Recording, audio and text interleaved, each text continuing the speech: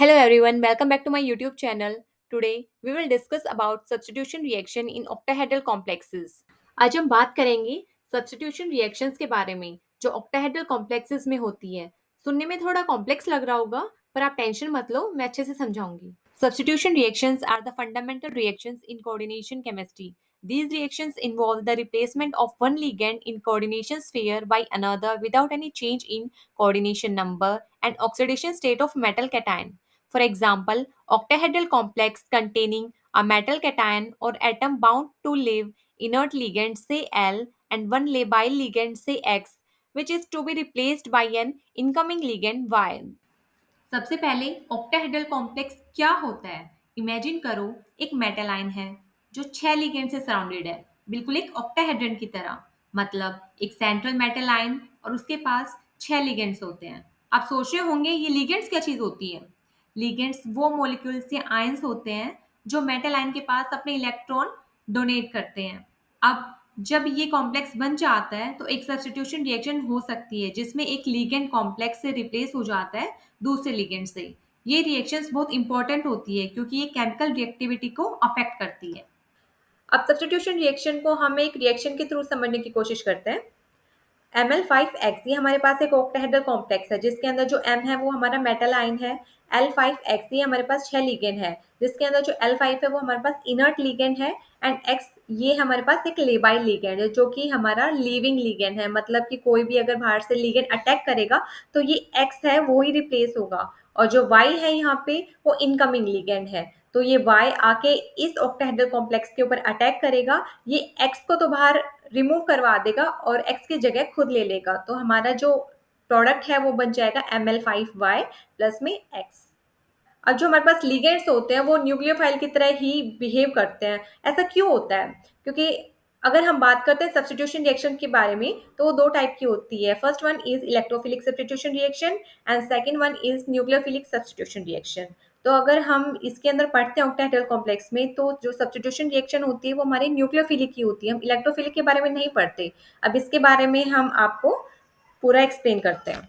जब हम substitution reactions की बात करते हैं तो ये रिएक्शंस एक न्यूक्लियोफाइल जैसे कि एक लिगेंड और मेटल आयन के बीच होती है. न्यूक्लियोफाइल अपने लोन पेयर से मेटल आयन को अटैक करता है. ये इसलिए होता है क्योंकि मेटल आयन के पास क्या होता है, पॉजिटिव चार्ज होता है जो उसे इलेक्ट्रॉन डेफिशिएंट बना देता है. इसलिए मेटल आयन को इलेक्ट्रॉन पेयर डोनर जैसे कि लिगेंड उसकी जरूरत होती है. जब कोई लिगेंड जो न्यूक्लियोफाइल होता है मेटल आयन के पास आता है तो वो अपने लोन पेयर ऑफ इलेक्ट्रॉन से मेटल आयन को अटैक करता है. तो जब लिगेंड रिप्लेस होता है यानी न्यूक्लियोफिलिक अटैक होता है तब ये जो सब्स्टिट्यूशन रिएक्शन होती है वो न्यूक्लियोफिलिक नेचर की होती है. न्यूक्लियोफाइल अपने इलेक्ट्रॉन पेयर से मेटल आयन को अटैक करता है और एक पुराने लिगेंड को रिप्लेस कर देता है. अगर हम इसको थोड़ा और इजी वे में समझे तो लेट्स सी. ये हमारे पास मेटल है. मेटल को हम इलेक्ट्रोफाइल क्यों बोलते हैं? क्योंकि इसके पास इलेक्ट्रॉन की कमी होती है, इलेक्ट्रॉन डेफिशिएंट होता है. और ये हमारे पास लिगेंड है. ये न्यूक्लियोफाइल है क्योंकि इसके पास लोन पेयर इलेक्ट्रॉन प्रेजेंट होते हैं. अगर हम इसकी बात करते हैं, ये एक ऑक्टाहेड्रल कॉम्प्लेक्स है जहाँ पे जो ये मेटल है ये 6 लिगेंड से जुड़ा हुआ है. ठीक है, मतलब कि एक मेटल है और 6 लिगेंड है तो ये हमारे पास एक ऑक्टाहेड्रल कॉम्प्लेक्स बन गया. अगर हमें हमें इसके अंदर एक इलेक्ट्रोफिलिक सब्स्टिट्यूशन रिएक्शन करवानी है, मतलब जो एम है मेटल की, कोई मतलब बाहर से कोई मेटल अटैक करेगा इस ऑक्टाहेड्रल कॉम्प्लेक्स के ऊपर तभी तो इलेक्ट्रोफिलिक सब्स्टिट्यूशन रिएक्शन होगी क्योंकि इलेक्ट्रोफाइल तो हमारा मेटल ही होता है. तो अब जब ये अटैक कर रहा है तो ये ऐसे तो जगह नहीं ले लेगा क्योंकि इसके साथ तो ये 6 लिगेंड जुड़े हुए हैं. तो पहले हमें क्या करना पड़ेगा, ये 6 जो लिगेंड के साथ बॉन्ड बन रहे हैं मेटल के, हमें पहले इनको तोड़ना पड़ेगा. ये जब टूट जाएंगे बॉन्ड उसके बाद ये जो एम डैश है ये आके एम की जगह ले लेगा. तो हमारे पास जो ये कॉम्प्लेक्स बन जाएगा ये ऐसा बनेगा. तो इसके अंदर बहुत ज़्यादा एनर्जी कंज्यूम हो रही है क्योंकि पहले हमें 6 लिगेंड के साथ जो बॉन्ड बन रहे हैं उनको तोड़ना पड़ रहा है, फिर जो एम डैश है वो आके एम की जगह ले रहा है और उसके बाद दोबारा से बॉन्ड जोड़ रहा है. तो बहुत ही एनर्जी कंज्यूमिंग प्रोसेस हो जाएगा. इसलिए हम इलेक्ट्रोफिलिक सब्स्टिट्यूशन रिएक्शन इसके अंदर नहीं पढ़ते. और न्यूक्लियोफिलिक सब्स्टिट्यूशन रिएक्शन के अंदर क्या होगा, हमारे पास सिंपली एक जो लिगेंड है वो बाहर से आएगा और वो एक ही मेटल लिगेंड का बॉन्ड तोड़ेगा और उसकी जगह वो अटैच हो जाएगा. तो ये जो है इसके अंदर हमारे पास कम एनर्जी यूज हो रही है, इसलिए हम न्यूक्लियोफिलिक सब्स्टिट्यूशन रिएक्शन ही पढ़ते हैं ऑक्टेट कॉम्प्लेक्स के अंदर. Now we will discuss about mechanism in octahedral complexes. Substitution reactions in octahedral complexes can occur through three main mechanisms: associative, dissociative and interchange mechanism. अब हम इन तीनों mechanism के बारे में one by one पढ़ते हैं. One is dissociative mechanism. In the dissociative mechanism, there is a step in which an intermediate of reduced coordination number is formed. That is, the mx bond is fully broken before the my bond begins to form. इस mechanism में पहले एक ligand complex से निकलता है और एक 5 coordinate intermediate complex बनता है. ये इंटरमीडिएट कॉम्प्लेक्स इंस्टेबिलिटी की वजह से होता है. जब लिगेंड निकलता है तो वैकेंट साइट क्रिएट होती है जिसमें न्यू लिगेंड रिप्लेस करने के लिए आ जाता है.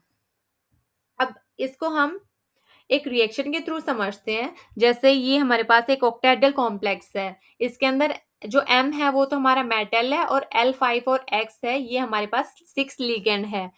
तो इसका जो कोऑर्डिनेशन नंबर है वो 6 है.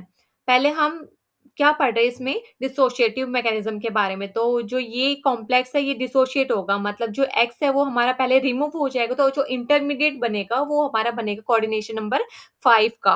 पहले 6 था, अब एक कोऑर्डिनेशन नंबर कम हो गया, मतलब डिसोशिएट हो रहा है. उसके बाद जो Y है इनकमिंग लिगेंड वो आएगा और इसके ऊपर अटैक करेगा और इससे जुड़ जाएगा. फिर जो हमारा कॉम्प्लेक्स बनेगा वो बन जाएगा ML5Y और इसका जो कोऑर्डिनेशन नंबर है वो 6 होगा. मतलब इसके अंदर क्या है, जो इंटरमीडिएट बन रहा है उसका जो कोऑर्डिनेशन नंबर है वो 5 है. इस वजह से इसको हम डिसोशिएटिव मैकेनिज्म बोलते हैं. मतलब कोऑर्डिनेशन नंबर 6 से कोऑर्डिनेशन नंबर 5 हो रहा है. इसके अंदर जो इंटरमीडिएट कॉम्प्लेक्स बन रहा है उसकी जो शेप होगी वो क्या क्या होगी, एक तो स्क्वायर पिरामिडल होगी और एक ट्राइगोनल बाइपिरामिडल होगी. और जो रेट डिटरमाइनिंग स्टेप होता है इसके अंदर वो स्लोएस्ट एलिमेंट्री रिएक्शन होती है. और जो रेट होता है वो किसके ऊपर डिपेंड करेगा, जो कंसंट्रेशन है ना ओरिजिनल कॉम्प्लेक्स की, जो कि हमारे पास थी क्या, ML5X.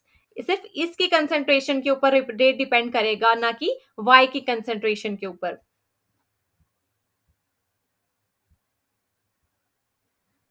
नाउ अब हम दूसरे के बारे में पढ़ते हैं जो कि है associative mechanism. An associative mechanism involves a step in which an intermediate is formed with a higher coordination number than the original complex. That is, the incoming ligand Y directly attacks the original complex to form an intermediate with the coordination number 7. इस mechanism में एक ligand complex में add होता है पहले और फिर original ligand replace होता है. मतलब पहले एक टेम्परेरी 7 कोऑर्डिनेट इंटरमीडिएट कॉम्प्लेक्स बनता है जिसमें 6 कोऑर्डिनेट कॉम्प्लेक्स के साथ एक एक्स्ट्रा लिगेंड अटैच हो जाता है. फिर इंटरमीडिएट कॉम्प्लेक्स से एक लिगेंड निकलता है, फाइनल प्रोडक्ट बनता है. अगर हम इसको रिएक्शन के थ्रू समझे, जैसे हमारे पास ये ऑक्टाहेड्रल कॉम्प्लेक्स है. एम तो हमारे पास मेटल हो गया और ये 6 है हमारे पास लिगेंड, मतलब ये एक ऑक्टाहेड्रल कॉम्प्लेक्स है. इसका जो कोऑर्डिनेशन नंबर है वो 6 है. इसके अंदर क्या हो रहा है, एक लिगेंड है इनकमिंग लिगेंड Y, वो पहले इसके साथ अटैच होगा. फिर हमारे पास जो इंटरमीडिएट बनेगा वो 7 कोऑर्डिनेशन नंबर का बनेगा. मतलब जो डिसोशिएटिव था हमारे पास उसके अंदर क्या हो रहा था, पहले एक्स को हम डिसोशिएट करवा रहे थे, मतलब पहले एक्स रिमूव हो रहा था. लेकिन इसके अंदर ऐसा नहीं होगा, ये है एसोशिएटिव, मतलब कुछ एसोशिएट होगा, कुछ ऐड होगा. तो जो Y है हमारा इनकमिंग लिगेंड, ये इसके साथ ऐड हो जाएगा. तो हमारे पास जो इंटरमीडिएट बनेगा वो कोऑर्डिनेशन नंबर 7 का बनेगा. उसके बाद जो X है वो हमारा रिमूव होगा और जो हमारा फाइनल कॉम्प्लेक्स बनेगा वो बनेगा ML5Y.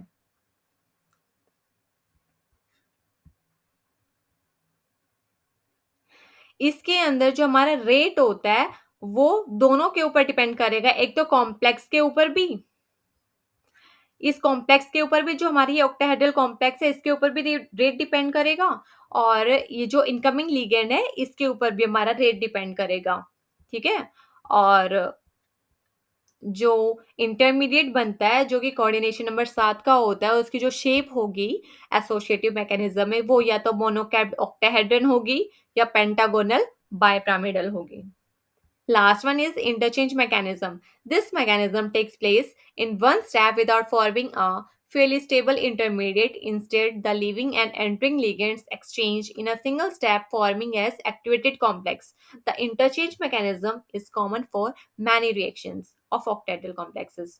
The activated complex, also called as transition state, has very little or no stabilization energy and immediately passes on to products or reverts to the reactants.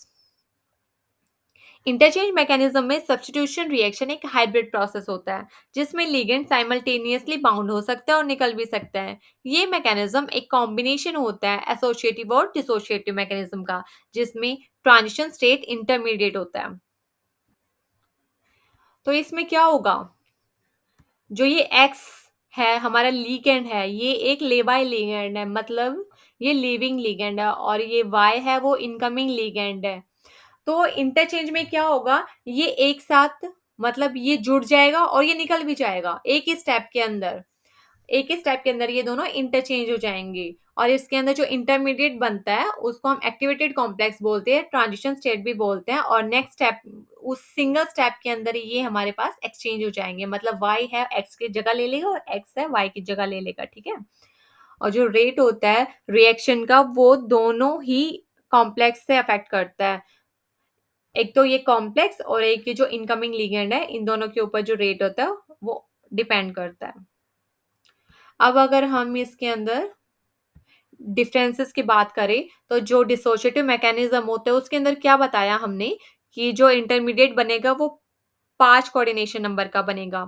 Associative में क्या होगा, जो इंटरमीडिएट होगा वो coordination number 7 का बनेगा, और जो इंटरचेंज होगा उसके अंदर जो रिएक्शन होती है वो हाइब्रिड होती है, जिसके अंदर एग्जिट और एंट्री लिगेंड की दोनों एक साथ होती है। तो ये मैकेनिज्म्स कॉम्प्लेक्स के नेचर और कंडीशंस पर डिपेंड करते हैं, जैसे लिगेंड का साइज, चार्ज और ज्योमेट्री। सो आई होप आपको ये टॉपिक पसंद आया हो। Thank you very much.